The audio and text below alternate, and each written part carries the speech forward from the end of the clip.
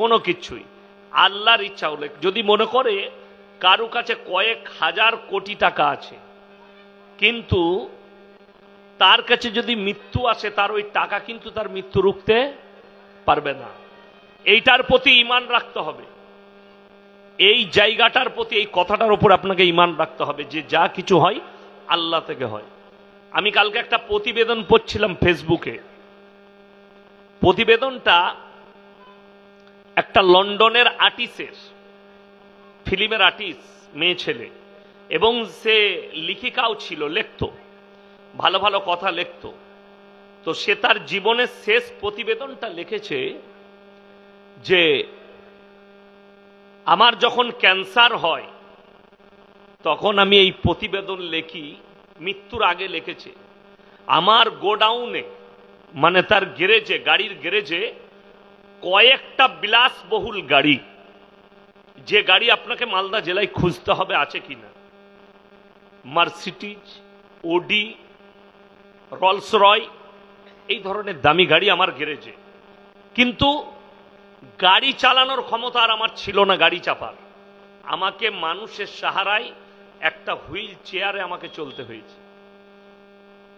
আমি প্রত্যেক দিন আমার বুক করা থাকতো দামি দামি হোটেল আর রেস্টুরেন্ট, আমেরিকা লন্ডনে 5 স্টার 7 স্টার হোটেল, আমার রুম বুক করা থাকতো, সেখানে স্পেশাল খাবার খাবো। কিন্তু আমার এমন সময় এলো, ওখানে যাওয়া তো দূরের কথা, হসপিটালে বসে ডাক্তারে আমাকে লিখেছিল সারা দিনে একটা লিকুইড খাবার, ওষুধ মিশানো পানি আর 2টো ট্যাবলেট ছিল আমার সারা দিনে 24 ঘন্টার খাবার। আমি যখন চুল কাটতাম, লন্ডন আমেরিকার দামি দামি সেলুনওয়ালারা চুল কাটতো, এক এক দিনে কয়েক মিলিয়ন ডলার লেগেছে আমার চুল ঠিক করতে, নিজের চুলগুলো কালার করতে, ঠিক করতে। কিন্তু এমন সময় এলো মাথায় আমার আর চুলই রইল না। কেমন নেওয়ার পর আমি ন্যাড়া, আমার মাথার চুল উড়ে গেল। শেষকালে যে শব্দটা লিখেছে যে পৃথিবীর যা কিছু আছে তার মধ্যে সব থেকে সত্যটা হচ্ছে মৃত্যু। পৃথিবীর যে কোনো ধর্মের মানুষ হোক, যে যে ধর্মেরই অনুসারী হোক, সবাই একে অপরকে অস্বীকার করতে পারবে, মৃত্যুকে পৃথিবীর কেউ কিন্তু অস্বীকার করতে পারবে না। মৃত্যু অনিবার্য, আপনি যেখানেই থাকুন, লোহার ঘরে থাকুন, যে কোনো জায়গায় ঘেরাটোপে থাকুন, মালাকুল মউত আপনার কাছে পৌঁছাবে। কোরআন শুনেলেন, মানুষের যতদিন শক্তি আছে শক্তি প্রয়োগ করে। আল্লাহ কোরআনে একটা মারাত্মক দামি কথা বলেছেন, ওয়ালাউলা ইজা বালাগাতিল হুলকুম আনতুম হিনা ইজিন তানজুরুন। মানুষের অবস্থা বর্ণনা করেছে কোন সময়ে। এখন আমার কাছে বল আছে, শক্তি আছে, আমি মুখে তোড়ে শরীরের জোরে যা কিছু হোক বলছি। আমাকে একটা গ্রিন টি খাওয়ালো, আমি খাবার খাই নাই, গ্রিন টি বললে মলি সাহেব এটা 3 ঘন্টা এনার্জি থাকবে, কি বুঝলেন? এরকম বহুজন বহু এনার্জি মাল খাচ্ছে, শরীর যেন ভালো থাকে, চাঙ্গা থাকে, কি বুঝলেন? বহুজন বহু রকম ব্যায়াম দেখাচ্ছে, জিম করছে, কিন্তু আমি আল্লাহর কসম খেয়ে বলছি, আল্লাহ না চাইলে কিচ্ছু হবে না। ওষুধ, খাবার সব বাহানা। হালাক শব্দর অর্থ হচ্ছে এই জায়গাটা। এখানে একটা হাড় আছে, সবারই আছে না? নাই, হাত দিয়ে দেখুন, হাড় আছে। এইটাকে হালাক বলা হয়েছে। ওয়ালাউলা ইজা বালাগাতিল হুলকুম, হুলকুম আরবিতে হালাক। যেখান থেকে কোরআনে আছে, আরবিতে 2টো শব্দ আছে একই রকম কিন্তু উচ্চারণ আলাদা, মাখরাজ আলাদা, কফ আর কাফ। কি কি বললাম?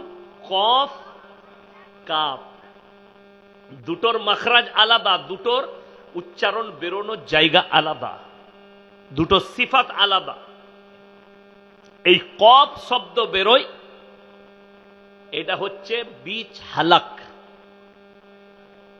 একটা আছে হা আর একটা আছে হা। কটা বললাম? দুটো। একটা হা হাটা কোথা থেকে? সুরু হালাক, সিনে থেকে। এটাকে সুরু বলা হয়েছে, সুরু হালাক। যারা কিরাত পড়েছেন, যারা আর মানে আর কি কিরাতের মাসলা পড়েছে তারা জানে। হা সিনে থেকে, আর দরমিয়ানি হালাক হা, হা এখান থেকে। কি বুঝলেন? সুরু হালাক, এই শেষ হালাক, এইখান থেকে কাফ আর কফ, এই মিডিল পয়েন্ট থেকে। আল্লাহ কোরআনে বললেন, আমি যখন এদের মৃত্যুকে টেনে ওয়ালাউলা ইজা বালাগাতিল হুলকুম, আমার ফেরেশতারা যখন টেনে এই হালাকে নিয়ে আসে, আনতুম হিনা ইজিন তানজুরুন, পৃথিবীর যত শক্তিশালী ব্যক্তি হোক, সে বিছানায় শয্যায় শুয়ে যায়, চারিদিকে তার পরিবার, কারুর স্ত্রী পায়ের গোড়ায় মাথার গোড়ায় বসে থাকে, সন্তান, ছেলে পিলে, লাতিপুতা, পাড়া প্রতিবেশী। তুমি খালি ভ্যাল ভ্যাল করে তাকিয়ে দেখবে, তোমার আর কোনো উপায় থাকবে না, কথা বলার যোগ্যতা হারিয়ে ফেলবে। তুমি খালি তাকিয়ে দেখবে। শুনে রেখে দেন, ওই হালাকে মৃত্যুকে আনার পূর্বে, আনার পরে আল্লাহ যদি আবার থেকে জীবন দান করে, সে মানুষকে একটাই কথা বলবে, তোমরা আল্লাহকে ভয় করো, পরেজগার হও। কিন্তু আর ফিরে আসে না, মৃত্যুর মুখে পতিত হয়। আর সবাই নিয়ত করেলেন, যারা অনেকজন ভাবে এই বক্তাকে দাওয়াত করলে মনে হয় মানুষ হিদায়েত পেয়ে যাবে, একে দাওয়াত করলে হিদায়েত পাবে। সেদিন আমাকে ফোনে একজন বলছিল, মূর্খ লোক, ইলেম কালাম নাই, অমুক বক্তা এতজনকে মুসলমান করেছে। আমি বললাম, রং কথা, রং কথা। ইয়াসিন সাহেবের কথাই কেউ ঈমান আনে না, কোন বক্তার দ্বারা কেউ ঈমান আনে না। আল্লাহ যাকে হিদায়েত দেয় সে ঈমান পায়। এটা হচ্ছে কোরআনের ভাষা। কেউ যদি বলে অমুক বক্তার কাছে, অমুক বক্তার কথা শুনে ঈমান এনেছে, রং ভাষা, কোরআন বিরোধী ভাষা। তাদের জন্য কোরআনের আয়াত শোনাবো। এটা নবীজিকে আল্লাহ বললেন কখন? ইন্নাল্লাযীনা কাফারু সাওয়াউন আলাইহিম আনজারতাহুম আম লাম তুনজিরুহুম লা ইউমিনুন। আমি শুনলাম একটা মূর্খ বক্তা, ইলম কালাম নাই, সে বলেছে ইয়াসিন সাহেব তাফসীর করতে পারে না কোরআনের। আমি আজকে গল্প গুজব করব না, খালি কোরআনের তাফসীর শোনাবো আপনাদেরকে, যেন সেই মূর্খ জানে যে এই বক্তা ছোটখাটো লয়, আর তোর মতো কি গাইমুখো হেলে মাল লয়। আল্লাহর কৃপায় কতগুলো তাফসীর, এত তাফসীর করব, ঢেকে দেবো তাফসীর দিয়ে, কোনো কথা বলবো না আজকে, খালি তাফসীর করব। কোরআন বলছে, ইন্নাল্লাযীনা কাফারু সাওয়াউন আলাইহিম আনজারতাহুম আম লাম তুনজিরুহুম লা ইউমিনুন। হে নবী, আপনি যত দাওয়াত দিবেন দেন, যত কোরআন শোনাবেন শুনান, কিন্তু যারা হিদায়েত পাবার নয় তারা কখনো হিদায়েত পাবে না। যারা ফিরার নয় তারা কখনো ইসলামের পথে আসবে না। আমার আল্লাহ কাছে নবীজি বললেন, ওগো আল্লাহ, কেন তারা আমার কথা, আপনার কথা শুনবে না? আল্লাহ তাআলা উত্তর দিলেন, এখানে একটা পয়েন্ট শুনেলেন, সবাই যাদের পাপ হয়ে যায় সবাই ইস্তেগফার করব, জোরে বলুন ইনশাআল্লাহ। এই যে রমজান মাস আসছে, কাল থেকে রোজা রাখবেন, নামাজ পড়বেন। আমাদের ছেলেদের একটা ভালো গুণ আছে, কি গুণ বলুন তো যুবকদের? কাল থেকে কিন্তু আর দাড়ি কাটবে না। ঠিক বললাম না ভুল বললাম? পুরো রমজান মাস দাড়ি রাখবে, ঠিক চাঁদটি উঠবে মালটাকে চালিয়ে দিবে। ঠিক বলি না? যে রাতে চাঁদ উঠবে সেই রাতে কালিয়াচকে, গোলাপগঞ্জের সেলুনগুলো সারা রাত খোলা থাকে। শুধু এইখানে নয়, গোটা পশ্চিম বাংলায় চাঁদ রাতে ভারতবর্ষে বোম্বাই, দিল্লি, গুজরাট, বাংলা, কলকাতা, বর্ধমান, মালদা সারা রাত খোলা। কেন? সারা বৎসর হারামখোর ইবাদত করেছে, আল্লাহর কৃপায় দাড়ি রেখেছে, কিন্তু হারামখোর ওই দিনে চাঁদ উঠেছে মানে আজকে চালিয়ে দে, কালকে শ্বশুর ঘর যাবে, দাড়িগুলো সাফাই না। আপনি রমজান মাসে নিয়ত করলেন, আল্লাহ দাড়িতে আর হাত রাখবো না, কৃপা আল্লাহর হয়েছে, নিয়ত করলেন জীবনে আর দাড়ি কাটবো না। কথাটা বুঝতে পেরেছেন না পারেন? সবাই নিয়ত করবেন তো, জোরে বলুন ইনশাআল্লাহ। অনেকজন ভয়ে বলছে না, যদি ইনশাআল্লাহ বলে দিস রাখতে হবে, ওই জন্য অনেকজন ইনশাআল্লাহ বলে না, মৌলবীরা বললে ভয়ে। জোরে ইনশাআল্লাহ বলুন, আল্লাহ কবুল করলে আপনি কামিয়াব। যারা পাপ করে জানার পরেও হারাম হালাল দিন বদ্দিন বুঝার পরেও জিদ করে, যারা মৌলবীদের কথায় জিদ করে, কোরআনের কথায় জিদ করে যারা পাপ করে, আল্লাহ তাদের সঙ্গে কি আচরণ করে শুনেলেন। খাতামাল্লাহু আলা কুলুবিহিম ওয়া আলা সামিহিম ওয়া আলা আবসারিহিম গিশাওয়া ওয়া লাহুম আযাবুন আযীম। মারাত্মক কথা, আপনার চোখ দিয়ে পানি আসবে। যারা পাপের সাগরে ডুবে আছেন, যাদের মনে হচ্ছে আমরা জিদ করে করে পাপ করব, করেছিটা কি হয়েছে, এ মৌলবীরা বলুক, আমরা এরা বলবে আমরা করব, তাদের জন্য আল্লাহ কোরআনে বললেন খাতামাল্লাহু আলা কুলুবিহিম। কুলুব মানে হচ্ছে হৃদয়। এই হৃদয়টা আমি তাদের হৃদয়ে তালা মেরে দিয়েছি, হৃদয়ে তালা মারা গেছে। খাতামাল্লাহু আলা কুলুবিহিম ওয়া আলা সামঈহিম, আর তাদের কানেতে মোহর মেরে দিয়েছি। আল্লাহর ডাক পড়বে, তারা মসজিদের দিকে যাবে না। আল্লাহর দাওয়াত তাদের কাছে পৌঁছাবে, তারা পাপ থেকে সরবে না। ওয়ালা আবসারিহিম গিশাওয়া, আর তাদের চোখেতে পর্দা পড়ে গেছে, তারা দিনের রাস্তায় ফিরবে না। ওয়ালাহুম আযাবুন আযীম। হে নবী বলে দাও, তাদের জন্য কঠোর শাস্তি আমি কিয়ামতের দিনে রেখেছি। হিদায়াত কার হাতে? সকলে বলুন আল্লাহর হাতে। বক্তার হাতে নয়, মৌলবীর হাতে নয়, কোন স্কলারের হাতে নয়। হিদায়াতের মালিক হচ্ছেন একমাত্র আল্লাহ। তুমি দাওয়াত দাও, আল্লাহ যাকে কবুল করবে সে দাওয়াত পাবে। যদি বলে কোন বক্তা না, এই বক্তাকে আল্লাহ মানুষ হিদায়াত পেয়ে যাবে, নবীজি সাল্লাল্লাহু আলাইহি সাল্লামের থেকে দামি বক্তা পৃথিবীতে কেউ হতে পারে? দামি মানুষ কেউ হতে পারে? নবীজি সাল্লাল্লাহু আলাইহি সাল্লাম নিজের চাচাকে কলমা পড়াতে পারেননি, এর থেকে দামি আর কিছু হতে পারে? শুধু তাই নয়, আল্লাহ দোয়া করতে নিষেধ করে দিলেন। এটা এক নম্বর গেল, যিনি হচ্ছেন শ্রেষ্ঠ পয়গম্বর। দ্বিতীয় নম্বর, হযরতে নূহ নবী নিজের সন্তানকে, নিজের স্ত্রীকে কলমা পড়াতে পারেনি। সেটা ঘর, নিজের স্ত্রী, যার সঙ্গে রাত কাটিয়েছেন পয়গম্বর, যিনি নিজের বিছানার সাথী, তাকে পর্যন্ত কলমা পড়াতে পারেনি। আল্লাহ কোরআনে জাহান্নামী ঘোষণা করে দিয়েছেন নূহ নবীর বিবির জন্য। নূহ নবী নিজের সন্তানের জন্য দোয়া করতে চেয়েছে, কিনানের জন্য, লা আসিমা লিয়াউমা মিন আমরিল্লাহ, এটা আমার ওরসজাত পুত্র। আল্লাহ বলেন লামিনাল খাসিরিন, হাত নামাও। যে আমাকে মানেনি, আমার নবীকে মানেনি, তার লেগে তুমি দোয়া করতে পাবে না। নবীজি দোয়া নিষেধ করে দিয়েছেন আল্লাহ নবীদিকে। হযরতে লূত নবী, তার বিবি জাহান্নামে যাবে, নিজের বিবিকে কলমা পড়াতে পারেনি। আর আপনি বলছেন ইয়াসিনকে দাওয়াত করে লোকরা হিদায়াত পেয়ে যাবে? রং। আপনি দাওয়াত দেন, আল্লাহ যাকে হিদায়াত দিবে সেই ব্যক্তি হিদায়াত পাবে, তা নাও পাবে না। ওটা আমার কথা নয়। এই মৌলবি কথা বললেও মানুষ হিদায়াত পেয়ে যাবে যদি আল্লাহ হিদায়াত তার তকদিরে রাখে। এটা হচ্ছে নম্বর এক।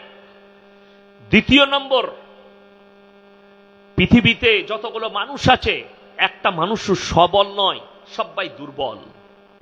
একটা মানুষকে আল্লাহ সবল করেনি, সবাইকে নিজের কাছে আল্লাহ দুর্বল রেখেছে।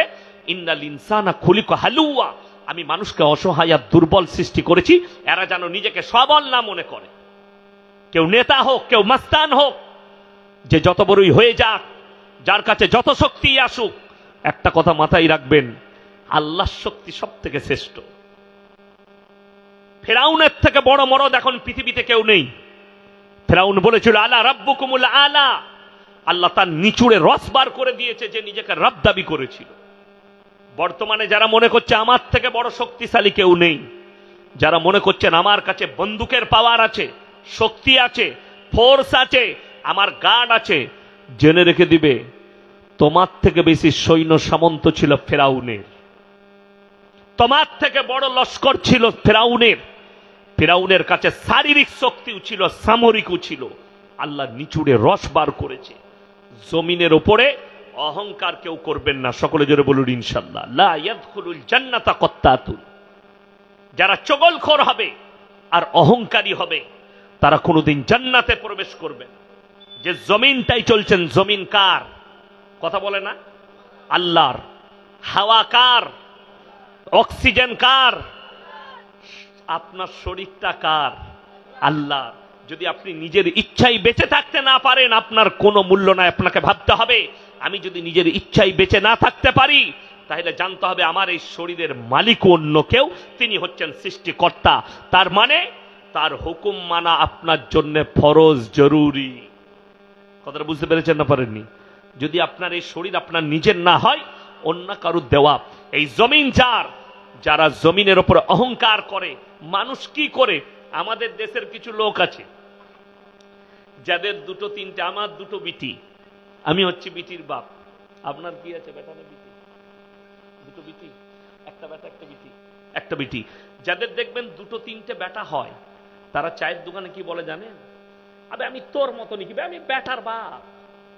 বলে না অনেক চোখ? বলে আমি তোর মতো নাকি, আমি বেটার বাপ, তোর থেকে পাওয়ার বেশি। আমার ভাই, সন্তান কে দান করেন? জোরে বলুন। কার ইচ্ছা মতো? আল্লাহর ইচ্ছা মতো। কোরআনে আছে, ওয়াল্লাযী ইউসাউবিরুকুম ফিল আরহামি কাইফা ইয়াশা লা ইলাহা ইল্লা হুয়াল আজিজুল হাকীম। আমি মায়ের গর্ভে সন্তান দান করি, আমি আমার ইচ্ছা মতো, আমি কারো পরামর্শে কাজ করি না। আপনি খালি আপনার স্ত্রীর পেটে সন্তান থাকলে মা, স্বামী দোয়া করবে আল্লাহর কাছে, নামাজ পড়ে, আল্লাহ আমার স্ত্রীর পেটে সন্তান আছে, তুমি নেক সালেহ আওলাদ দান করো। কি দোয়া করবেন? নেক সালেহ আওলাদ দান করো। আর কেউ যদি মেয়ের ওপরে ঘৃণা করে, জানো আমার মেয়ে না হয়, কি করে বিয়ে দেবো, পয়সা লাগবে, আল্লাহ আমাকে মেয়ে দিও না, আল্লাহ আমাকে বেটা দিও, জেনে রেখে দিবেন সে হচ্ছে আল্লাহর নাফরমান বান্দা। সহি দোয়া, হালাল দোয়া, সঠিক দোয়া, আল্লাহ তুমি আমাকে যে সন্তানই দাও, সুন্দর, সুস্থ, সবল, নেক সালেহ আওলাদ দান করো। এটা হচ্ছে দোয়া। যে সন্তানই হোক, মেয়ে হোক নেক সালেহ সুন্দর, ছেলে হোক নেক সালেহ সুন্দর, আমাকে আওলাদ দান করো। আল্লাহর কাছে এই দোয়া হবে। জেনে রেখে দিবেন, কোরআন খুলেন। যারা বলছেন আপনার কোনো কৃতিত্ব নেই, আজকে আমাকে ইয়াসিনকে দেখছেন, আমার এলাকায় গিয়ে জিজ্ঞেস করুন, এখানে বর্তমানে অনেক ছেলের বিয়ে হয়েছে, বাচ্চা এখনো হয়নি, 1 মাস বিয়ে হয়েছে, 2 মাস বিয়ে হয়েছে, 3 মাস, এরকম লোক আছে না নাই? আছে। ইমানদারির সঙ্গে কেউ একজন বলুন তো, যার এই 3 মাস বিয়ে হয়েছে কিংবা 2 মাস বিয়ে হয়েছে, সে বলুন তো আমার একটা ছেলে হবে, সে হবে প্রফেসর। বলতে পারবেন? চোর হবে না ডাকাত হবে, প্রফেসর হবে না ইঞ্জিনিয়ার হবে। আল্লাহ কত কুদরতওয়ালা জানেন। আপনি কোরআনটা বুঝতেই শিখেননি, কোরআনটাকে নিলেন না। আল্লাহ কোরআনে বলছেন, সূরা দাহর প্রথম আয়াত, হালাত আলাল ইনসানি হিনুম মিনাদ দাহরি লাম ইয়াকুন শাইয়াম মাযকুরা। হে আমার নবী, বলো পৃথিবীর মানুষকে, হালাত আলাল ইনসান হিনুম মিনাদ দাহরি লাম ইয়াকুন শাইয়াম মাযকুরা। তোমাদেরকে দুনিয়াতে পাঠাবার পূর্বে তোমার পরিবারে, তোমার এলাকায়, তোমার গ্রামে তোমার কোনো কালচার ছিল না। এটা কোরআন সূরা দাহরের প্রথম আয়াত। তোমার কোনো কালচার ছিল না, তোমার পরিবার জানতো না, তোমার আত্মীয় স্বজন জানতো না যে আমার পরিবারে একটা সন্তান হবে, ডাক্তার হবে, মাস্টার হবে, মৌলবি হবে, বক্তা হবে, প্রফেসর হবে। আমি আল্লাহ তোমাদেরকে পাঠিয়েছি। জোরে বলুন সুবহানাল্লাহ। ইন্না খালাকনাল ইনসানা মিন নুতফাতিন আমশাজ নাবতালিহি ফাজআলনাহু সামিয়াম বাসীরা। একজন নারী এবং পুরুষ, স্বামী এবং পুরুষ একত্রিত হয়ে তোমরা তোমাদের স্ত্রী জরায়ুতে 1 ফোঁটা পানি নিক্ষেপ করেছো, নিসাজ। সেখান থেকে আমি আল্লাহ রাব্বুল আলামিন তার গর্ভে ওই পানি থেকে রক্তপিণ্ডলি, রক্তপিণ্ডলি থেকে মাংসপিণ্ডলি, মাংসপিণ্ডলি থেকে আমি আল্লাহ তাআলা আকৃতি দিয়েছি, রূহটাও আমি দান করেছি। আমার ভাই, আমার মা বোন, আপনার কোনো কৃতিত্ব নেই। যারা মনে করছেন আমি ছিলাম বলে আমার বাচ্চা পয়দা হয়েছে, ভুল, রং। আল্লাহ এটাও প্রমাণ করিয়েছে, আমি আল্লাহ যদি ইচ্ছা করি বাপের প্রয়োজন হবে না, আমি বিনা বাপে বাচ্চা দান করতে পারি। পারেন না? সকলে জোরে বলুন। আল্লাহ তার দলিলও দিয়েছে। এটা বেঈমান কাফেরের জন্য মুশরিকদের জন্য, যারা আমার আল্লাহ বিশ্বাস রাখে না। আল্লাহ তাআলা প্রমাণ দিয়েছেন কোরআনে, সূরা মারইয়াম। বাপের প্রয়োজন হয়নি। সূরা মারইয়ামে আছে, ওয়াজকুর ফিল কিতাবি মারইয়াম ইদিন তাবাদাত মিন আহলিহা মাকানান শারকিয়া। আমি খালি বুঝাচ্ছি, যারা গর্ব করেন, অহংকার করে যে আমি 3 বাপের বেটা, তাদেরকে বলছি, শোনো, অহংকার করো না জমিনের ওপরে। তুমি শুধু তোমার স্ত্রী জরায়ুতে 1 ফোঁটা পানি নিক্ষেপ করেছো নিসাজ, আল্লাহ সব করেছেন, তোমার কোনো কৃতিত্ব নেই। ঠিক বললাম না ভুল বললাম? ই বলছে আমি 3 বাপের বেটা।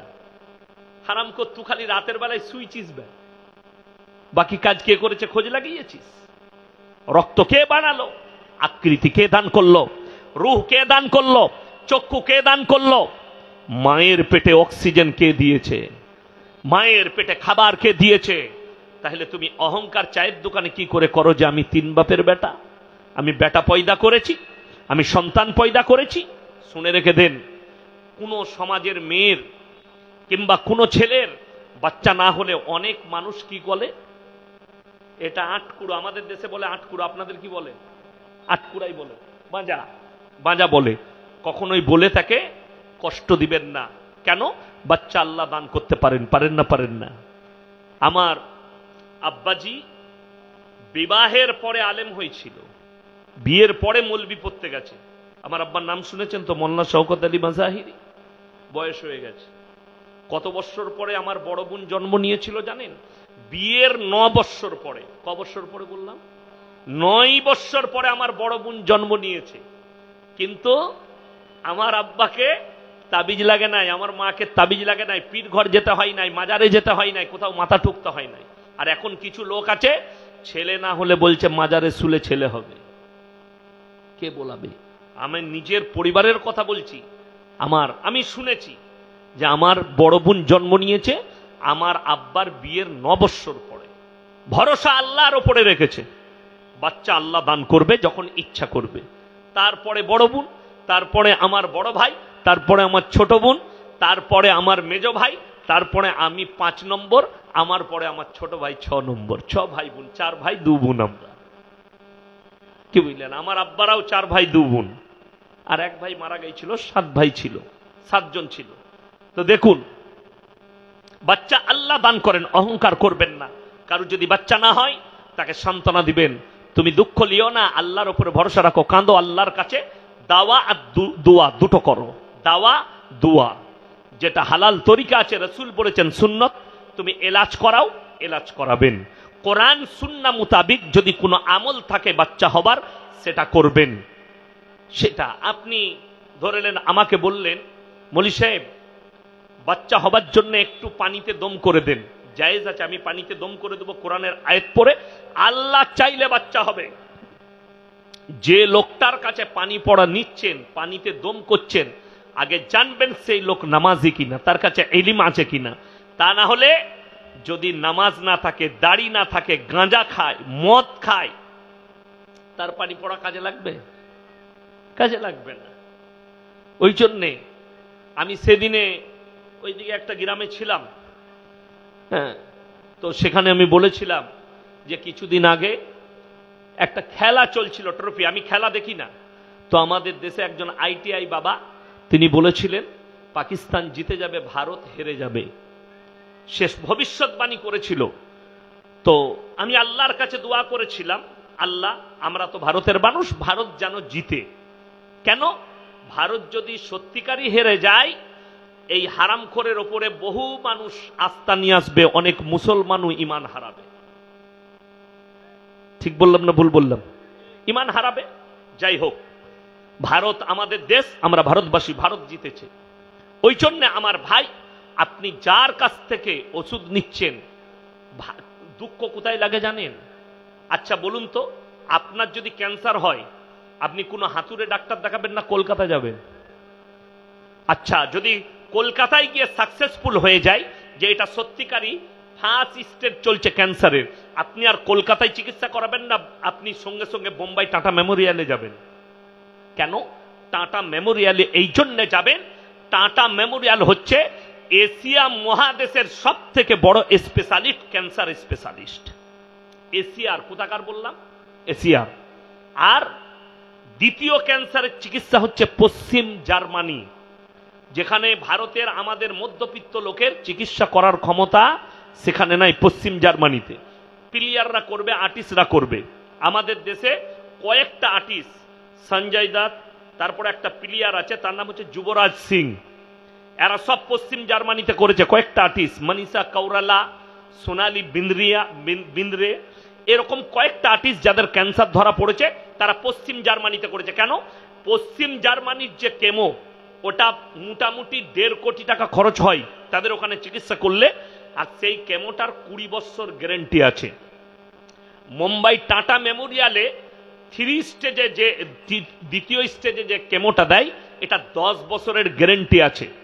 এখানে 10 থেকে 15 লক্ষ টাকা খরচ। যাই হোক, অনেকজন ফ্রিও পাচ্ছে চিকিৎসা। তো আপনি টাটাই যাবেন, আপনি ভালো হসপিটালে যাবেন, ভালো ডাক্তারের কাছে যাবেন। আপনি চিকিৎসার জন্য ভালো ডাক্তারের কাছে যাচ্ছেন, সন্তান হচ্ছে না, আপনি একটা ভালো মৌলবীর কাছে পরামর্শ নেবেন না। কথাটা বুঝতে পেরেছেন না পারেননি? আপনি ভালো মৌলবী, ভালো আলেমের কাছে, সৈয়দ আলেম, যিনি শিরকে ডুবে নাই, যিনি বেদাতে ডুবে নাই, যিনি কুফরি করেন না, সেই রকম মৌলবীকে আপনি বলবেন না। আমার কাছে মোবাইলে মেসেজ আছে, একজন পাঠিয়েছে তার বাড়িতে কেউ মনে হয় কালা জাদু করেছে, বাড়িতে কষ্ট চলছে। আমি বললাম সকালে 10টার পরে ফোন দিবেন, আমি আপনার সাথে কথা বলবো কিভাবে, কোন দুয়ার দ্বারা কিভাবে কাটবে, কোন কোরআনের আয়াতের দ্বারা কাটবে, কি আমল করলে কাটবে, এটা আমি কালকে বলবো সেই ভাবে। আমার বন্ধুগণ, আমার ভাই, ওই জন্য মাথায় রাখবেন, বাচ্চা আল্লাহ দান করেন, আল্লাহর উপরে সবাই ভরসা রাখবেন। জোরে বলুন ইনশাআল্লাহ। কোরআনে আছে সূরা মরিয়মে, ওয়াজকুর ফিল কিতাবি মারিয়াম ইদিন তাবাদাত মিন আহলিহা মাকানান শারকিয়্যা। মরিয়ম যখন পূর্ব দিকে এক স্থানে একটা ঘরের মধ্যে নিজেকে বন্দী করলো। মরিয়ম মানে হচ্ছে ঈসা নবীর মা। কার মা বললাম? হযরতে ঈসা মসির মা।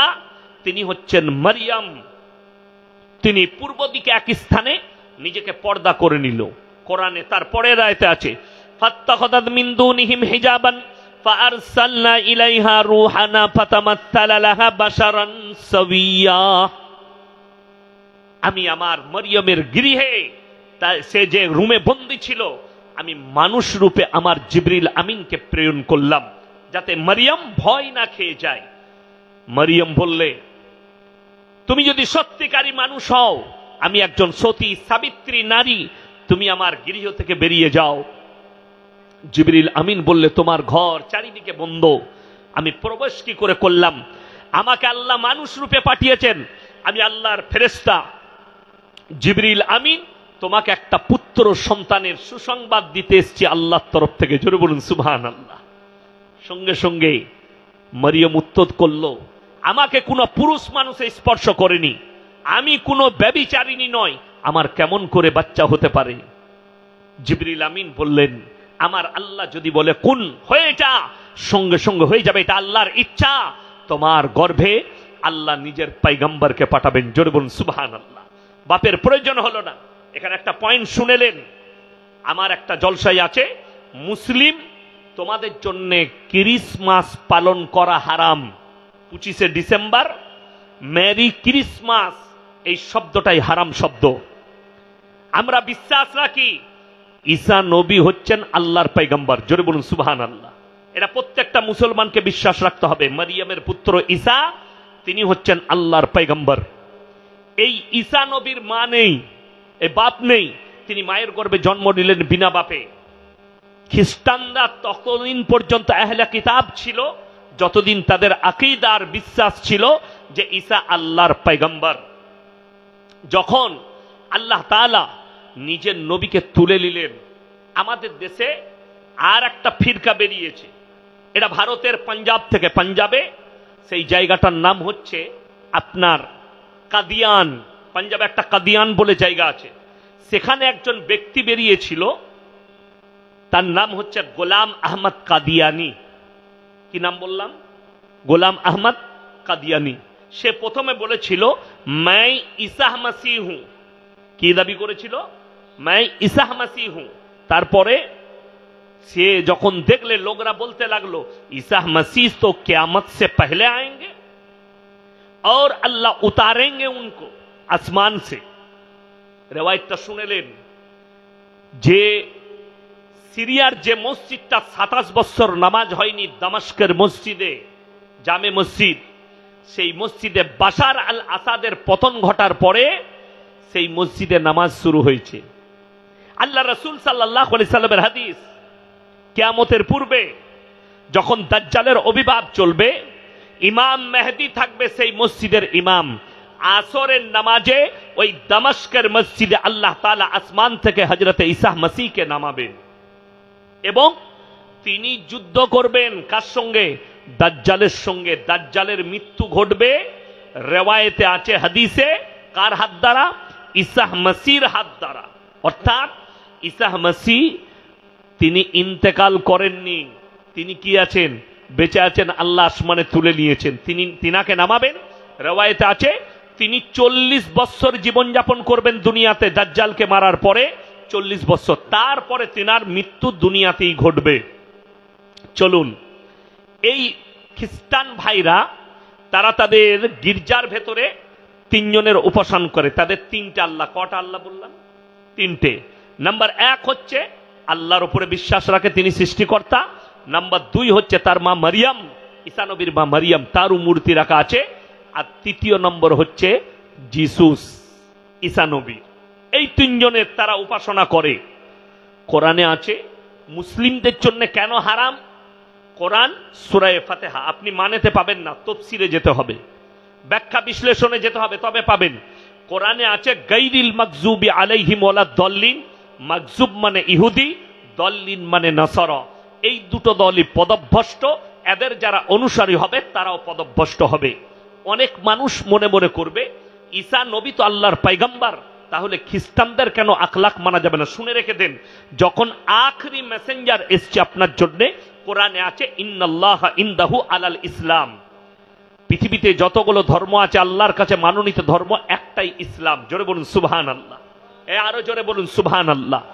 আল্লাহ যখন বলে দিয়েছেন আমি আখরি মেসেঞ্জার পাঠালাম, আর এই কোরআন যখন অবতীর্ণ হয়েছে, আগের যতগুলো কিতাব আছে সেই কিতাব সব বাতিল। একমাত্র কোরআনের হুকুম পালন করতে হবে। নবী মুহাম্মদুর রাসূলুল্লাহ, সকলে বলুন সাল্লাল্লাহু আলাইহি সাল্লাম। বর্তমানে পৃথিবীতে যতগুলো মানুষ আছে সবাই কি আমার রাসূল সাল্লাল্লাহু আলাইহি সাল্লামের অনুসারী হতে হবে। সে খ্রিস্টান হোক, ইহুদি হোক, নাসারা হোক, পৃথিবীর যত মানুষ আছে। কেন? আল্লাহ কোরআনে বলে দিয়েছেন ইনি হচ্ছেন আমার শেষ পয়গম্বর ওয়া খাতাবান নবিয়্যিন। আর পৃথিবীতে কোনো নবী পয়গম্বর যাবেন না। এরপরে এই নবীর যিনারা কাজ করবেন তেনারা হচ্ছে উলামায়ে দ্বীন, যাদের কাছে ইলম থাকবে। কেন? কোরআনে আল্লাহ এটাও বলেছেন। আপনারা মনে করছেন আলেমদের কথা কোরআনে আছে? কোরআনে বলেছে ইন্নামা ইয়াখশাল্লাহ মিন ইবাদিহিল উলামা। আমার নবী আর পয়গম্বরের পরে যারা সব থেকে বেশি আমাকে ভয় করে তারা হচ্ছে উলামা সম্প্রদায়, যাদের কাছে কোরআন হাদিসের ইলম আছে, যাদের কাছে দ্বীনের জ্ঞান আছে, তারাই আমাকে সব থেকে বেশি ভয় করে। এটা হচ্ছে কোরআন। ওই জন্য আমার বন্ধুগণ, আমার ভাই, কিয়ামতের দিনে আল্লাহ ঈসা মসিহকে দাঁড় করাবেন আর জিজ্ঞেস করবেন ইসকালাল্লাহু ইয়া ঈসা ইবনে মারইয়াম আনতা কুলতা লিন্নাস ইত্তাখিদুনি ওয়া উম্মি ইলাহাইনি মিন দুনিল্লাহ। তুমি কি বলেছিলে তোমার কমকে আল্লাহ ছাড়া আমি আর আমার মা আরো দুটো আল্লাহ? ঈসা নবী বলবেন ক্বালা সুবহানাক, আল্লাহ যে কথা বলার আমার হক নেই, অধিকার নেই, আমি কেমন করে বলতে পারি? আর আমি যদি এটা বলে থাকতাম আপনার তো অজানা হতো না, আপনি হচ্ছেন ইন্নাকা আনতা আল্লামুল গুয়ুব। ঈসা মসিহ বলবেন আল্লাহ তুমি তো সবই জানতে। আল্লাহ বলবেন আমি সবই জানি, খালি এই নেমক হারাম যারা আল্লাহকে বাদ দিয়ে তোমাদের উপাসনা করেছে, এদিকে বিশ্বাস স্থাপন করানোর জন্য আমি দাঁড় করিয়েছি তোমাকে। এরপর সরো, এদেরকে জাহান্নামে নিক্ষেপ করো। কোরআনে আছে জাহান্নামীরা যখন জাহান্নামে প্রবেশ করবে আল্লাহ তাআলা কিভাবে নিয়ে যাবেন তাদেরকে বলে দাও আমি আল্লাহ রাব্বুল আলামিন। তোমরা কি গরুর পাল দেখোনি? যেভাবে গরুর হাট থেকে গরুকে 4টা 5টা গরু বাঁধে না পাইকাররা হাটে দেখবেন, 4টা গরু বেঁধে দিল, 6টা গরু বেঁধে দিল যাতে পাল থেকে ভেঙে না পালায়। এইভাবে 10টা 12টাকে একসাথে করে বাঁধা হবে কিয়ামতের দিনে। আর আল্লাহ বলবেন এদেরকে জাহান্নামের দিকে নিয়ে যাও। হাত্তা ইদা জাউহা ওয়া ফুতিহাত আবওয়াবুহা ওয়া ক্বালা লাহুম খাযানাতুহা আলাম ইয়াতিকুম রুসুল। ফেরেশতারা জিজ্ঞেস করবে, তোমাদের কাছে কি কোনো পয়গম্বর আসেনি, রাসূল পাঠানো হয়নি? তারা বলবে, হয়েছিল কিন্তু আমরা মানতে পারিনি। জাহান্নামীরা অঙ্গীকার করে বলবে, কিয়ামতের দিনে ধিক্কার করবে, আর জাহান্নামীরা উত্তর আল্লাহর কাছে বলবে, ওয়া ইয়াকুলুল কাফিরু ইয়া লাইতানি কুনতু তুরাবা। আজকে যদি আমরা মানুষ না হয়ে মাটি হতাম আমাদের জন্য মঙ্গল হতো, আমরা মানুষ না হয়ে মাটি হলে আমাদের জন্য ভালো হতো। আর একবার কি আমাদেরকে দুনিয়াতে ফেরানো যাবে না?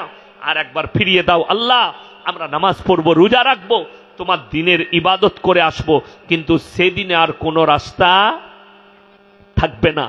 সবাই নিয়ত করুন, রোজা আজ থেকে সবাই রাখবো। জোরে বলুন ইনশাল্লাহ। কাল থেকে রোজা রাখবেন, পরশু থেকে নামাজ কেউ ছাড়বেন না, কম্পালসারি। আমার বন্ধুগণ, অহংকার করবেন না। আমরা যারা আছি আল্লাহর ইচ্ছায় এসছি, আল্লাহর ইচ্ছায় বেঁচে আছি। আমার আল্লাহ যখন ইচ্ছা করবেন আপনাকে ডেকে নেবেন। আজকে ইয়াসিনকে দেখছেন, কাল ফজরের পরে ইয়াসিন নাও থাকতে পারে। আজকে দেখতে পাচ্ছেন, এক মাস পরে ইয়াসিন সাহেব নাও থাকতে পারে। এরকম বহু মানুষ এলো আর বহু মানুষ চলে গেল, আপনি অনুভবও করতে পারবেন না। আপনার পরিবারে আপনি তাকালে ইমানদারির সঙ্গে বলুন, যারা অহংকার করছেন দেখবেন দামি দামি জামা পরে অহংকার করে, দেখ এই জামাটা ব্র্যান্ডেড মাল, এটা 550 টাকা দাম, বলে না? বলে না? অনেকজন বলে আমার ভাই, অনেকজন বলে আমি যে জামাটা পরে আছি 3,500 টাকা দাম, রিবকের মাল, অমুকের মাল, লি কোম্পানির মাল। তুমি যত দামি পড়ো, তুমি যখন মায়ের গর্ভে এসছো তুমি জিন্সের প্যান্ট পরে আসোনি, ন্যাংটা অবস্থায় এসছো। ঠিক কিনা কথা বলেন? ন্যাংটা অবস্থায়। নাসরা তোমাকে পরিষ্কার করেছে, ন্যাংটো ছিলে। তোমার দাদি তোমার পায়খানাটা পরিষ্কার করেছে পা দুটো তুলে, তুমি ন্যাংটো ছিলে। বাপের কোলে পিশাব করেছো ন্যাংটো অবস্থায়, মায়ের কোলে পিশাব করেছো, সারা রাত ন্যাংটো শুয়ে থেকেছো।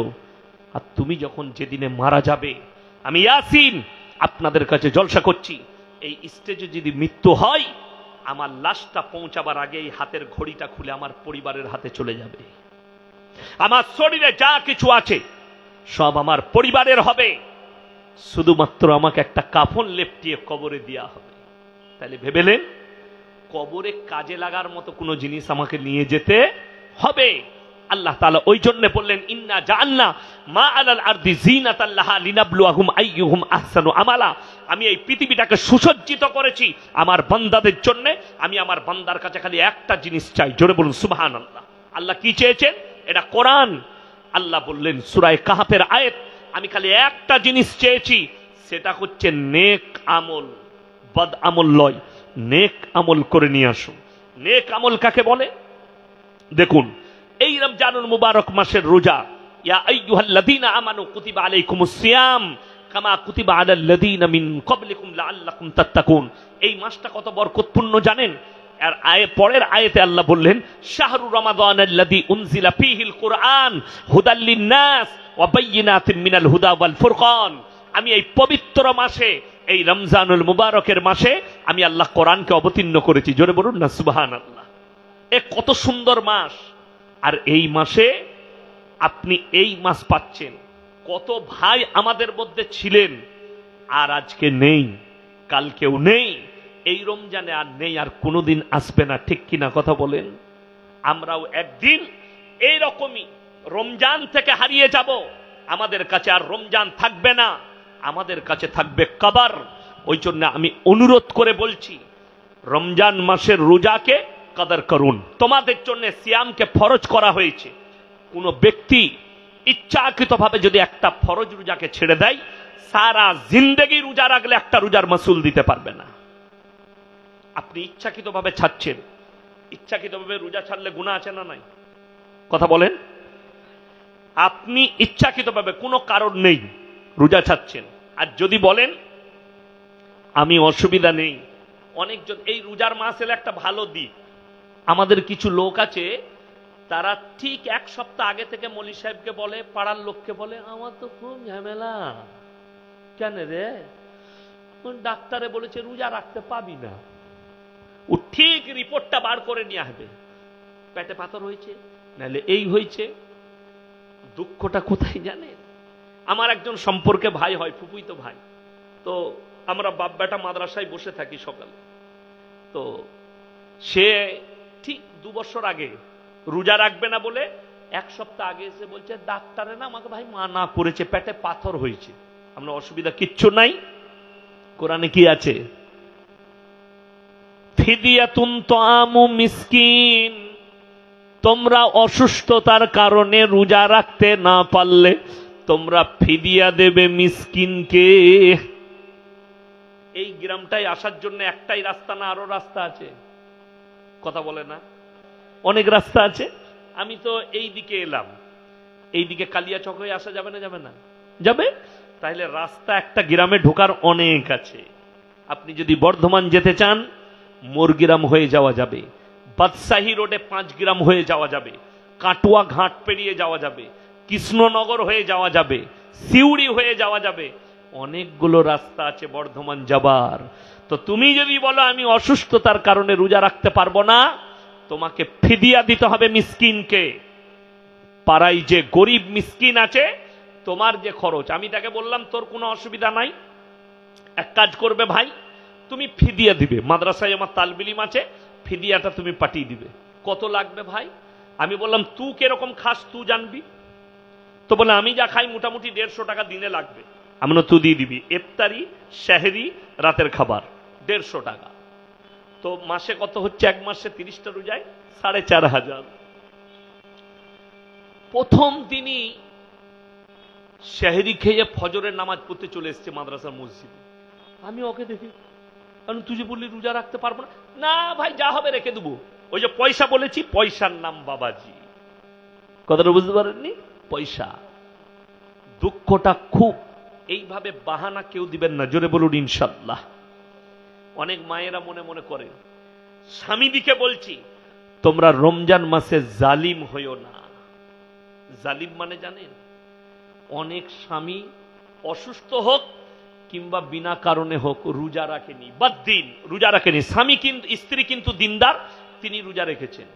তো অনেকজন মনে করে, মায়েরা মনে মনে করে আমি রোজা রেখেছি, তরকারি রাঁধছে, স্বামী দুপুরে খাবে হারামখোর, রোজা রাখেনি, কিন্তু রাঁধতে হবে তার জন্য, রাঁধছে। তাদের জন্য জবানে নুন দেখা জায়েজ আছে, জালিম স্বামীর জন্য। কথাটা বুঝতে পারেননি? নুনটা দেখতে পাবে, ফু করে ফেলিয়ে দিবে, অসুবিধা নাই। এই যারা জালিম হয়, স্ত্রীর সঙ্গে খারাপ ব্যবহার করো না। এই রমজান মাসে অনেকজন মনে মনে করে যে মলি সাহেব রোজার মাসে তাইলে স্ত্রীর পাশে কি শোয়া যাবে? কালকে আমাকে প্রশ্ন দিল সাগর দিকে, কত পাগল, কে বললে শোয়া যাবে না? আমরা মৌলবীরা তো শুই, তুই কি করবি তুই বলছ। কথা বুঝতে পারেননি? আপনাকে যেটা বলা হয়েছে সিয়াম অবস্থায়, কি অবস্থায় বললাম? সিয়াম অবস্থায় স্ত্রী মিলন হারাম, রোজা ভেঙে যাবে স্ত্রী মিলন করলে, এবং এটার জন্য কাফফারা লাগবে। আপনাকে ইচ্ছাকৃতভাবে করলে কাফফারা লাগবে। আমার ভাই, আপনি মাগরিবের নামাজ পড়লেন, এশার নামাজ পড়লেন, তারাবি পড়লেন, সেহরির আগে পর্যন্ত আপনি স্ত্রী মিলন করতে পারেন, কোনো বাধা নেই। তবে সেহরি খাবার আগে ফরজ গোসল করে নিতে হবে। কথাটা বুঝতে পারলেন না? পারলেন না? এরপর কারোর বাড়িতে গোসল করার ব্যবস্থা নাই, সুযোগ নেই, সে আপনি নিজে বুঝে করবেন, এটা আপনি কি করবেন ওটা আপনার ব্যাপার। এরপর কেউ যদি বলে রমজান মাসে অনেকজনের স্বপ্নদোষ হয়, হয় না? হয় না? স্বপ্নদোষ হয়ে গেছে, তো আপনি দেখলেন উঠে সেহরির টাইম শেষ হয়ে যাচ্ছে, আপনি আগে উজু করে সেহরিটা খেয়ে নেবেন, তারপরে গোসল করে ফজরের নামাজ পড়বেন, অসুবিধা নাই। ঠিক আছে না? হ্যাঁ। কেউ যদি স্ত্রী মিলন করে নেয়, আর যদি ঘুম থেকে উঠে দেখেন আর টাইম নেই, সেহরি খাওয়াটা হচ্ছে সুন্নাত, আর সেহরির মধ্যে আল্লাহ বরকত রেখেছেন। নবীজি সাল্লাল্লাহু আলাইহি সাল্লাম বলেছেন আল্লাহ এর মধ্যে বরকত রেখেছে। আপনি উজু করে স্বামী স্ত্রী আগে সেহরিটা খেয়ে নেন, তারপরে গোসল করে ফজরের নামাজ পড়বেন, অসুবিধা নেই।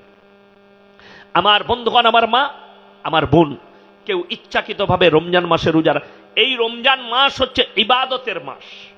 হযরত আবু বকর সিদ্দিক রাদিয়াল্লাহু তাআলা আনহু রাসূল আকরাম সাল্লাল্লাহু আলাইহি সাল্লামকে বলেন, ইয়া রাসূলুল্লাহ, রমজান মাসে কোন ইবাদতটা বেশি করব? নবীজি সাল্লাল্লাহু আলাইহি সাল্লাম বললেন, তোমরা বেশি বেশি করে কোরআনের তেলাওয়াত করবে। সুবহানাল্লাহ। কেন? এক একটা হুরুফে 10টা করে নেকি। জোরে বলুন সুবহানাল্লাহ। 10টা করে নেকি। আপনি ভেবে দেখলেন, সারা দিনে 1 পৃষ্ঠা কোরআন পড়লেন, 1 পৃষ্ঠা, কত নেকি পাবেন? আমি তো এই জানুয়ারি মাসে ত্রিপুরা গিয়েছিলাম। আমি প্লেনে পানি খেয়ে চাপি, নেমে পানি খাই।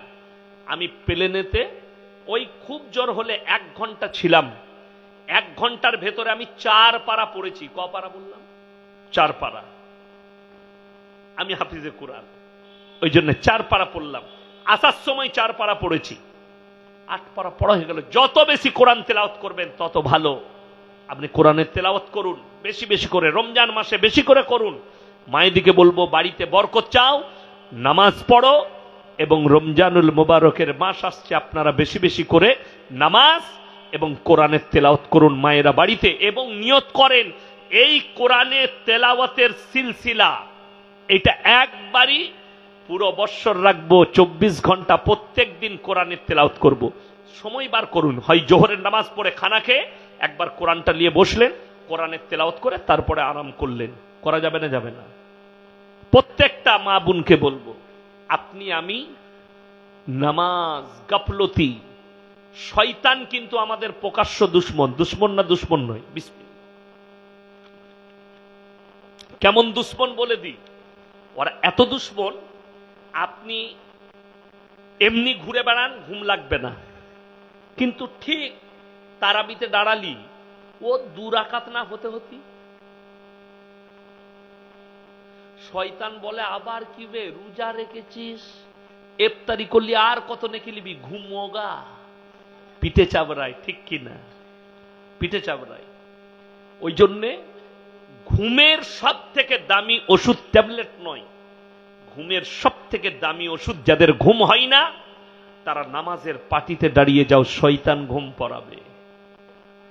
আমি বলছি, যাদের ঘুম হয় না সব থেকে দামি ট্যাবলেট, উজু করে কিংবা শুয়ে আছেন, ঘাড়ের ঘোড়ায় কোরআনটা রেখে দিলেন, ঘুম হয় না, ঘুমের রোগ, তাড়াতাড়ি কোরআন শরীফটা বার করে তিলাওয়াত করতে শুরু করে দেন। যেমনি দেখবেন 2 পৃষ্ঠা হবে, শয়তান বলবে আর পড়িস না, ঘুম, এত নাকি রাখবি কোথায়? শয়তান ঘুম পড়াবে। শয়তানের কাজ ওটা। কেন? আল্লাহ কোরআনে বলেছে, প্রকাশ্য দুশ্মন তোমার, সব সময় পাশে আছে, এরা যেন কোনো নেক কাজ না করে। ওই জন্য আর তারাবি পড়বেন, নামাজ পড়বেন, কিন্তু নামাজের মতো নামাজ পড়বেন। আমাদের দেশের লোক শবে কদরের নামাজ তো পড়ে, কিন্তু পাইকিরি নামাজ, পাইকিরি নামাজ পড়বেন না, খুব খারাপ। আমাদের দেশে তো তারাবি ওই রকমই হয়। আমি বলার কারণে কে ছেড়েছে, এত গাল দিচ্ছে। কারা গাল দিচ্ছে? ওই হারামখোর কটা, যারা নামাজ পড়তে চাই না। কি বুঝলেন? আমাদের দেশে যে যত স্পিরিটে পড়াবে সে তত ভালো হাফেজ, তত ভালো মৌলবি, তাই না? আল্লাহু আকবার, আলহামদুলিল্লাহ, মালিক আমদিনা কালাম মধ্যে কোন সামিনা সুন্নাহ সাল্লাল্লাযিনা আনআমতা আলাইহিম ওয়াল মাগযুবি আলাইহিম ওয়াল দালিন। বলে দারুন হাফেজ বে, রাজধানী এক্সপ্রেস ফাটিয়ে দিলে। বুঝলি কি? বলে আমি কিছু বুঝি নাই। কোরআন শোনাচ্ছি, মজাক নয়। আপনারা নামাজটাকে মজাক বানিয়েছেন, নামাজটা মজাক নয়। যদি বলেন কেমন করে, কোরআন খুলুন, 18 পারা, পারা নম্বর কত বললাম? 18। বাড়িতে মানে কোরআন খুলবেন, একবারই প্রথম আয়াত, প্রথম পৃষ্ঠা। কাদ আফলাহাল মুমিনুন আল্লাযীনা হুম ফি সালাতিহিম খাশিউন ওয়াল্লাযীনা হুম আনিল লাগবি মুরিদুন ওয়াল্লাযীনা হুম লিয-যাকাতি ফাইলুন ওয়াল্লাযীনা হুম লিফুরুজিহিম হাফিজুন। হে আমার নবী বলে দাও, কাদ আফলাহাল মুমিনুন, প্রকৃত মুমিন কারা? নাম্বার 1, আল্লাযীনা হুম ফি সালাতিহিম খাশিউন, তারা যখন নামাজ পড়ে ধীর স্থিরতার সঙ্গে নামাজ আদায় করে, ধীর স্থির ভাবে নামাজ পড়বে। আমাদের দেশের লোকের নামাজ কি বুঝলেন? আমি যখন গুজরাটে পড়তাম, মুম্বাইয়ে থাকতাম, যখন তারাবি শোনাতাম, 1 পারা শোনাতে কতক্ষণ লাগতো জানেন? 2.5 ঘন্টা 3 ঘন্টা লেগে যেত। আলহামদুলিল্লাহি রাব্বিল আলামিন আর রহমানির রহিম মালিকি ইয়াউমিদ্দিন إياك نعبد وإياك نستعين اهدنا الصراط المستقيم صراط الذين أنعمت عليهم غير المغضوب عليهم ولا الضالين ألف لام ميم ذلك الكتاب لا ريب فيه هدى للمتقين الذين يؤمنون بالغيب ويقيمون الصلاة ومما رزقناهم ينفقون বুঝতে পারলেন না পারলেন সূরা ফাতিহা পড়ে বাকারায় গেলাম আলহামদুলিল্লাহ মালিক এইটা তো অনেক দূরের কথা ইমানদারির সঙ্গে বলুন এখনই হাদিস শুনালাম যে কোরআন পড়ে সেও নেকি পায় যে কোরআন শুনে সেও নেকি পায় আমি যেই গোটা সূরা ফাতিহা পড়লাম এবং সূরা বাকারার কটা আয়াত পড়লাম এর মধ্যে যতগুলো নেকি আমি পেয়েছি আপনারাও পেয়েছেন জোরে বলুন সুবহানাল্লাহ তো আপনি যদি কোরআনটা বুঝতেই না পারেন ঘোড়ার ডিম পাবেন রমজান মাসে আমি আদায় করি মাদ্রাসার বড় মাদ্রাসা আদায় করতে হয় সময় পাই না তো বর্ধমান টাউনে এক জায়গায় একটা মসজিদে আমি এশার নামাজ ধরলাম দিয়ে তারাবি চলছে আমি না তারাবির পরে কয়েকজনের কাছে বিল কাটবো তো তারাবি হাফেজ সাহেব পড়াচ্ছেন তারপরে সে যখন নামাজ পড়ে দেখেছে আমাকে সে বলছে সালাম আলাইকুম हजरत खैरियत से हैं हम खैरियत से हैं बोले आपको कैसा लगा मेरा ताराबी हमने फरिश्ता को भी पता नहीं चल रहा था आप कहां पढ़ रहे थे बिहारेर কি বুঝলেন আমি তাদের কয়েকজন মুসল্লি আমার কাছে বিল ফিট করলো তাদেরকে আমি বললাম একটাও নেকি আপনারা পাবেন না যেহেতু কোরআনে আছে তোমরা ধীর স্থিরতার সঙ্গে নামাজ আদায় করো ধীর স্থিরতার সঙ্গে নামাজে যেন জান থাকে এই যারা আমার বাপের বয়সী আছে বসে যারা এখানে আছেন আমার বাপের বয়সী দেখবেন নামাজ চলছে তারাবি আল্লাহু আকবার সুবহান রাব্বিল সুবহান রাব্বিল সামি আল্লাহু লিমান হামিদা তখন অনেক বয়স্ক মানুষের একবারও সুবহানাল্লাহ পড়তে পড়তে মাল উঠে পালিয়ে গেছে ঠিক বললাম না ভুল বললাম তাহলে নামাজের নেকি পাবে না ঘোড়ার ডিম পাবে তুমি এটা নামাজ নয় এটা মজাক হচ্ছে ইসলামের সঙ্গে নামাজ আল্লাহর সন্তুষ্টির জন্য চলুন আমার নবীজি বললেন ফাইন্নাহু ইয়ারাক তোমরা যখন নামাজে দাঁড়াবে মনে মনে ভাববে আমি আল্লাহকে দেখতে পাই বা না পাই আমার আল্লাহ আমাকে অবশ্যই দেখছেন ফাইন্নাহু ইয়ারাক তোমরা যদি নামাজের মধ্যে ধ্যান নিয়ে আসতে চাও নামাজের মধ্যে মনোযোগ আনতে চাও ফাইন্নাহু ইয়ারাক নবীজি বললেন তোমরা মনে মনে ভাববে হে আমার সাহাবী হে আমার উম্মতি তোমরা মনে মনে ভাববে আমি আল্লাহকে দেখতে পাই বা না পাই আমার আল্লাহ আমাকে অনেক অবশ্যই দেখছেন কিন্তু বড় দুঃখ আমাদের ভাই কালিয়াচকে দোকান আছে বাজারে ঠিক যখন ইকামত দিবে তখন ছুটবে নামাজ ধরার লেগে ঠিক বললাম না আমাদের দেশের লোকের অভ্যাস যখন ইকামত হচ্ছে তখন ছুটছে তাড়াতাড়ি মুসলিম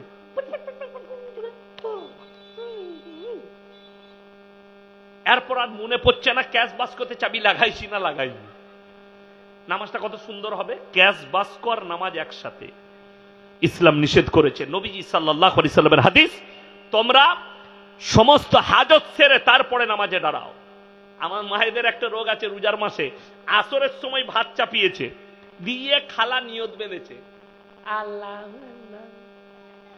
আর ওইদিকে ভাত উল্টিয়ে পড়ছে কি বুঝলেন আহা ও নামাজ পড়তে পড়তে আলহামদুলিল্লাহ রাব্বিল আলামিন ও মাঝে মাঝে দেখছে ভাতটা ফুটছে দেখি নামাজ কত সুন্দর হবে অথচ রাসূল সাল্লাল্লাহু আলাইহি সাল্লাম বললেন সব হাজত ছেড়ে নাও তারপরে নামাজে দাঁড়াও হয় ভাত নামিয়ে দাও তা না হলে ভাতটা আগে করে নাও তারপরে নামাজে দাঁড়াবে ইসলাম এটা বলছি নবীজি সাল্লাল্লাহু আলাইহি সাল্লামের আদর্শ আপনি এই আজকে কি বার ছিল শুক্রবার জুম্মার দিন আপনি মসজিদে নামাজ পড়তে যাবেন বিবি দুপুরে রান্না করে ফেলেছে এরপর আপনাকে বললে দুটি ভাত খেয়ে যাও নামাজ পড়তে না না সেরকম ভোগ লাগেনি এসি খাবো একসাথে তুমিও গা ধুয়ে দাও গোসল করে নাও গেইছে ইমাম সাহেব লম্বা খুতবা দিয়ে দিয়েছে এরপর লম্বা সূরাও ধরেছে দ্বিতীয় রাকাতে খালি মনে মনে করছে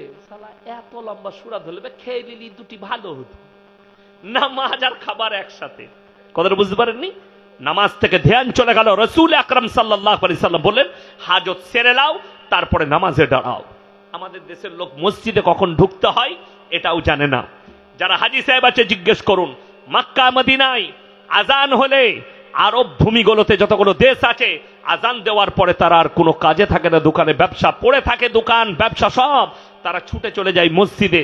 আর আমাদের দেশের লোক একামত দিলে মসজিদে যাবে।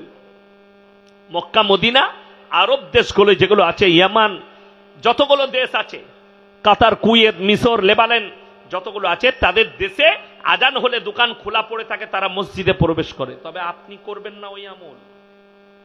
আপনি যদি বলেন দোকান খুলে আজান হয়ে গেছে, আমার দোকান থাক, আমি নামাজ পড়ে আসি, ঘুরে এসে দেখবেন দুটি চানাচুরু নেই, ওটাও নিয়ে পালিয়েছে। কেন? আমাদের তো আউলিয়ার দেশ। তা না হলে মসজিদ থেকে কখনো জুতো চুরি হয়? বুঝলেন?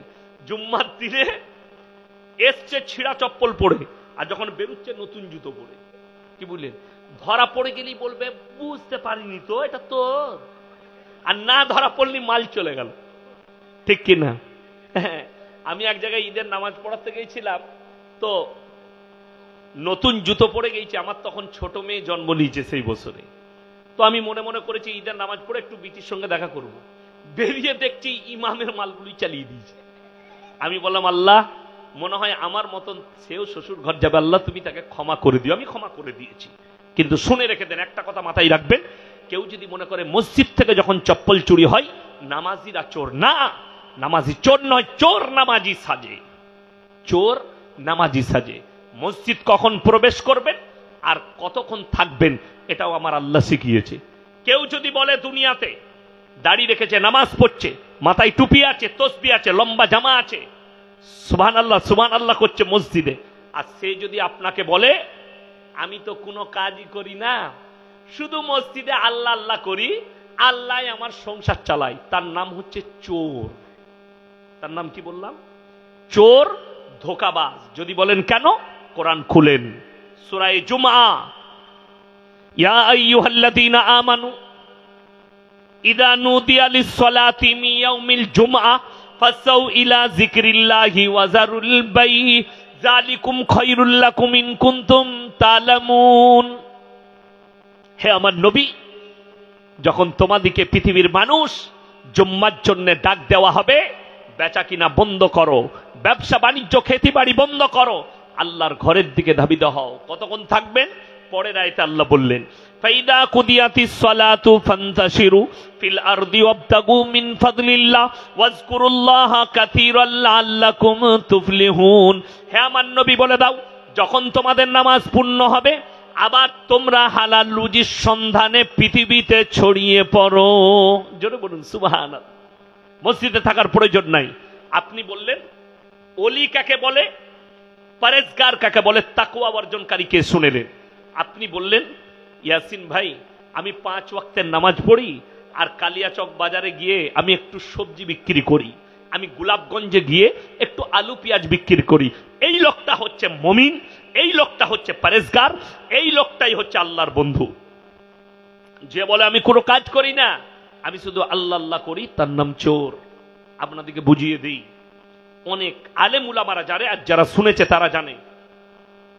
এক সময় আল্লাহ নবী সাল্লাল্লাহু আলাইহি সাল্লামের লাশ চুরি করতে এসেছিল মদিনায় 3 জন ইহুদি। ঘটনা শুনেছেন না শুনেননি? কজন বললাম? 3 জন ইহুদি। তাদের পা পর্যন্ত জামা, তারা সারা দিন কোরআন পড়ত, তাসবিহ করত, সুবহানাল্লাহ সুবহানাল্লাহ সুবহানাল্লাহ আলহামদুলিল্লাহ আল্লাহু আকবার সারা দিন করত। রাতের বেলায় মাটি কুড়ে শহরের বাইরে ফেলে আসতো। তারা হচ্ছে চোর। কথাটা বুঝাতে পারলাম? নবীর লাশ চুরি করতে এসেছিল। ওই জন্যে যদি কেউ লন্ডন থেকে পা পর্যন্ত জামা পরে চলে আসে, মনে করেন না। আমাদের দেশের রোগ কি জানেন? আরবে মুরগি বিক্রি করত। কি বিক্রি করত? মুরগি জবাই করে মুরগির মাংস বিক্রি করত। দিয়ে ওইখানে আরবি শিখেছে, দিয়ে এসে এইখানে বলছে আসসালামু আলাইকুম মনি সাহেব, কাইফা হালুকা। মলি সাহেব মনে করছে শালা এত বড় শেখ এলো কোথা থেকে, পা পর্যন্ত জামা। কিন্তু তাকে যদি বলা হয় কোরআনের প্রথম আয়াতটা তাফসীর কর, পায়খানা ঘর খুঁজে বেড়াবে কোথায় ঢুকবো। কথাটা বুঝতে পারেননি? আরবি ভাষা আর কোরআনের ভাষা আসমান আর জমিনের ফারাক। এর মধ্যে সিফাত আছে, এর মধ্যে গুণাবলী আছে, আরবি ভাষায় গুণাবলী নেই। আপনারা বলুন, শুদ্ধ বাংলা আছে না নাই? কথা বলে চলতি বাংলা। বর্ধমান, বীরভূম, মুর্শিদাবাদ, মালদার লোক আমরা চলতি বাংলা বলি, কিন্তু একটা সাধু বাংলা আছে না নাই? সেই সাধু বাংলা বলতে গেলে আমাদের দাঁত ভেঙে যাবে। আমরা চলতি বাংলাই বলি, তাই না? ওই জন্যে যারা চলতি আরবি শিখে এসে ইমাম সাহেবের কাছে ফটর ফটর করো না, বিপদে পড়ে যাবে। এই রকম চোর আপনার জানা নাই। যে বলবে আমি তসবিহ করি, নামাজ পড়ি, মসজিদ থেকে বেরোই না, আমি ইতিকাফ নিয়ে আছি আর আমার কোনো কাজ নাই, আল্লাহ আমার ঘর সংসার চালাচ্ছে, এর নাম চোর। ইমানদার সে যে বলবে আমি তো নামাজ পড়ি, আমি রোজা রাখি, কিন্তু আমার একটা ব্যবসা আছে, আল্লাহ আমার ঘর চালাচ্ছে। যেমনি নামাজ হয়ে গেল, আপনি হালাল রুজির সন্ধানে ছড়িয়ে পড়ো, এটা আমার আল্লাহর হুকুম, তুমি বেরিয়ে পড়ো। আবার আসরের আজান হবে, যেখানে মসজিদ পাবে সেখানে তুমি ঢুকে পড়ো। এখন এই মালদা জেলার লোক বলতে পারবে যে 1 কিলোমিটার 1.5 কিলোমিটার অন্তর অন্তর মসজিদ নাই? কথা বলেন। ভারতবর্ষের সব থেকে বেশি মসজিদ কোন শহরে আছে কেউ বলতে পারবেন? জানেন না। এবং মুসল্লিও বেশি। সেই শহরটার নাম হচ্ছে উত্তরপ্রদেশের রাজধানী লখনৌ। কোথায় বললাম? লখনৌ। আমি যে বছরে ইরফানিয়ায় কিরাত পড়ি, সেই বছরে 1450 মসজিদ ছিল। কত বললাম? 1450 মসজিদ। এখন বর্তমানে 1700-1800 মসজিদ আছে ওই টাউনটাই, শহরে, পুরো লখনৌ শহরে। ভারতের কোন শহরে এত মসজিদ নাই। কেন? ওই শহরটা হচ্ছে নবাবদের শহর। আমি যে মসজিদটাই 2 ওয়াক্তের ইমামতি করতাম, এশা আর ফজর, আমার উস্তাদ কারি কামালউদ্দিন মরহুম, আল্লাহ জান্নাতি করুক, উনি ইমাম ছিলেন। আমাকে বলতেন এশা আর ফজরটা তুমি পড়াবে, আমি আসতে পারবো না। আমার এলাকায় বাড়ি ছিল উনার, তো আমি পড়াতাম। আমার মসজিদ থেকে, এই যে আমি এখানে জলসা করছি আর আমাকে যেখানে রেখেছিল, এটা কত দূরত্ব হবে? খুব জোর হলে 30 মিটার হবে, ঠিক বললাম না? এই 30 মিটারের মাধ্যমে 2টো মসজিদ, কিন্তু অবাক হবেন 2টো মসজিদই ভর্তি মুসল্লি।